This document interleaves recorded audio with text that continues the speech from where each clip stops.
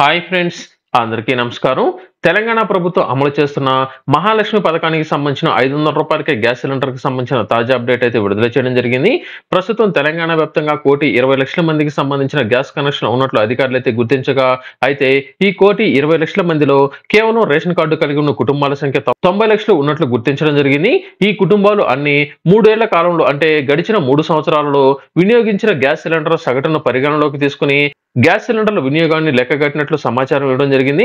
మొత్తం 1,20,00,000 కనెక్షన్లు ఉండగా, ఇందులో కేవలం 44% మంది మాత్రమే ప్రస్తుతం ప్రతి నెల సిలిండర్లు వాడుతున్నట్లు పౌర సరఫరాల శాఖ అధికారులు ఇదివరకైతే గుర్తించడం జరిగింది. ఈ ఆర్థిక సంవత్సరానికి గాను మహాలక్ష్మి పథకం కింద మొదటి త్రైమాసికానికి సంబంధించి పౌర సరఫరాల శాఖ 60 కోట్ల రూపాయలు మంజూరు చేసినట్లు దీనికి సంబంధించిన అప్డేట్ అయితే రావడం జరిగింది. 3 నెలల్లోనే సిలిండర్ల వినియోగం బాగా పెరిగిందని అధికారులు అయితే గుర్తించడం జరిగింది.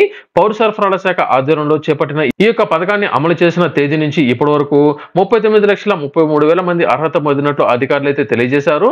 అయితే ఇప్పటి వరకు 18,86,000 మంది సిలిండర్లను ప్రతి నెల రీఫిల్లింగ్ అనేది బుక్ చేసుకుంటున్నట్లు గుర్తించడం జరిగింది. ఇప్పటి వరకు 21,29,000 మంది సిలిండర్లను అర్హులైన లబ్ధిదారులు తీసుకున్నట్లు పథకం అమలు చేసినప్పటి నుంచి ఇప్పటి వరకు 3 నెలలుగా సిలిండర్లో రీఫిల్లింగ్ భారీగా పెరిగినట్లు అధికారులు అయితే తెలియజేయడం జరిగింది. దీనికి సంబంధించి ఈ యొక్క పథకానికి 60 కోట్ల రూపాయల సబ్సిడీ క్లెయిమ్లు కూడా విడుదల చేయడం జరిగింది. లబ్ధిదారులు అందరికీ సంబంధించి ఈ యొక్క పథకానికి సంబంధించిన సిలిండర్ అనేది మీరు తీసుకున్నట్లయితే సిలిండర్ కి సంబంధించి ప్రతి నెల ఎంత అమౌంట్ అనేది ఉంటుందో ఆ యొక్క పూర్తి అమౌంట్ మీరు అనేది చెల్లించిన తర్వాత, అంటే ముందుగా మీరు అమౌంట్ అనేది అంటే డబ్బులు అనేది కట్టిన తర్వాత తిరిగి ఆ యొక్క సిలిండర్ అనేది మీ యొక్క ఇంటికి డెలివరీ అనేది అయిన 24 గంటల్లో మీకు సంబంధించిన సబ్సిడీ డబ్బులు అనేది మీ యొక్క బ్యాంక్ ఖాతాకి అయితే రావడం జరుగుతుంది. దీనికి సంబంధించి మీ యొక్క స్టేటస్ కూడా చెక్ చేసుకోవాలనుకున్నట్లయితే డిస్క్రిప్షన్ అనేది మీకు ఒక లింక్ ఇచ్చాను. ఆ యొక్క లింక్ ద్వారా మీకు సంబంధించిన గ్యాస్ సిలిండర్ కి సంబంధించిన సబ్సిడీ డబ్బులు అనేది పడుతున్నాయా లేదా మీరైతే చెక్ చేసుకోండి.